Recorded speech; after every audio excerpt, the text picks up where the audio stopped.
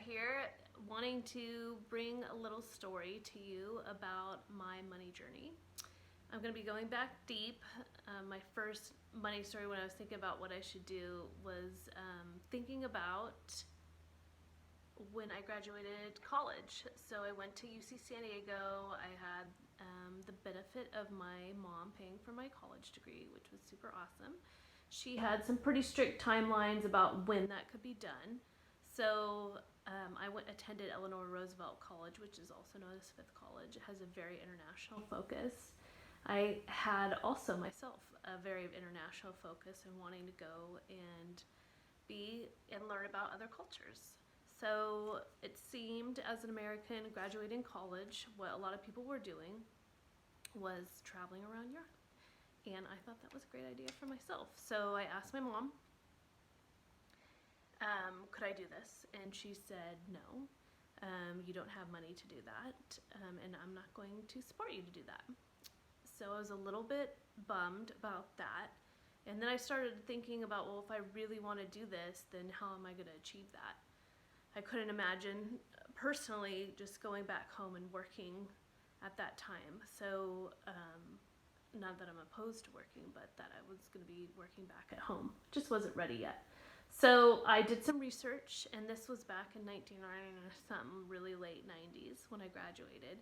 And I found a visa program that I could get to Ireland and be able to work over there. And I thought, well, this is a great idea. So I did that. I had to get my ticket booked. Luckily they gave student discounts back then. Not 100% sure if that's now. And so I had to save up money for that. I worked, came back home in that summer, worked, and then also got a job in the fall.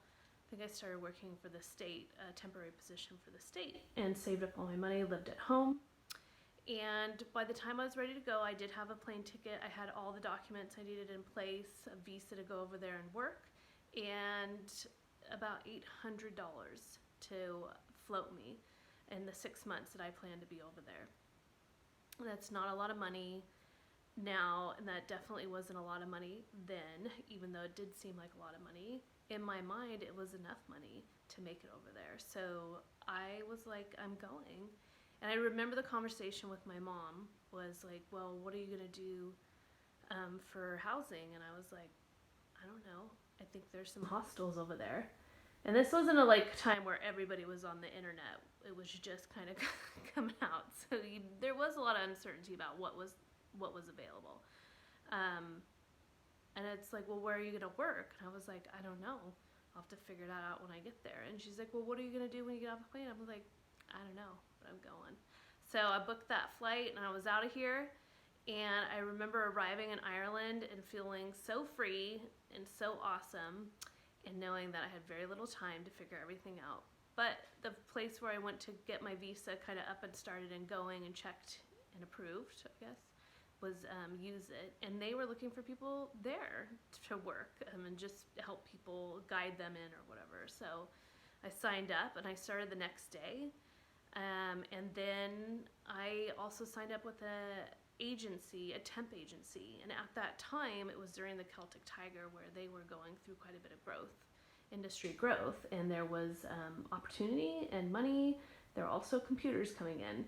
And I had been working on computers for a long time and typing. So I got paid £1 more than my cohort, and because I knew how to type.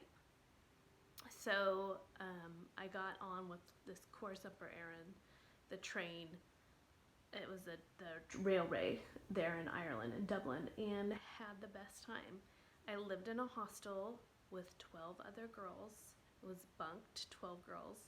And I thought I had a great time.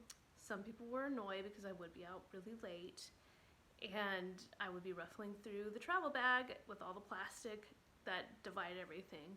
And I think I was there for about 4 weeks, actually, maybe 3 weeks. And I found a flat to live in and share with some other girls. And remember really getting money every week or every month. I can't remember back then. But counting it out. Like, this is how much I had for food. This is how much I had for fun. this is like how much I had to pay for accommodation. And it was really that simple. I was pulled back. There was no cell phone. I had to figure out I had to pay for phone calls to the US, talk to my family. And yeah, I made it happen. So really with the top 5 of those things, if you have a vision, putting that vision into motion. I looked around at the resources that I had. Parents, no. Friends, no. They were all going on their trip, and I got to run into a few of them while I was over there, but wasn't able to rely on them to do it together. And that there was a work visa option for me. I knew how to work. I love to work, so I'd go over there and work.